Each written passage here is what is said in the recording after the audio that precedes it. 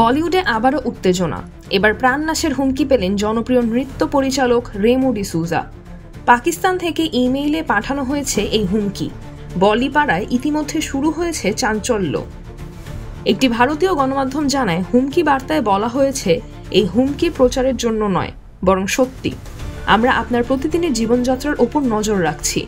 এখন পর্যন্ত রেমো ডিসুজা এই বিষয়ে কোনো মন্তব্য করেননি, তবে বলিউডের ভেতরে ও বাইরে ছড়িয়েছে আতঙ্ক।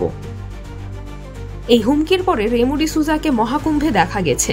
সামাজিক যোগাযোগ মাধ্যমে ভাইরাল হওয়া একটি ভিডিওতে দেখা যায়, তিনি কালো পোশাক পরে ধ্যানে মগ্ন। নিজের মুখ ঢেকেছিলেন কালো চাদরে। তার ভক্তরা মনে করছেন, মহাকুম্ভে রেমোর এই যাত্রা হয়তো তার মানসিক শক্তি সঞ্চয়ের জন্য। তবে হুমকির সাথে মহাকুম্ভে যাওয়ার কোনো যোগসূত্র আছে কিনা তা নিয়ে চলছে আলোচনা। পাকিস্তান থেকে এমন হুমকি আসা কি নতুন কোনো ষড়যন্ত্রের ইঙ্গিত? এখন সবাই অপেক্ষা করছে এই হুমকি নিয়ে রেমো ডিসুজা বা কর্তৃপক্ষ কি প্রতিক্রিয়া জানাবে।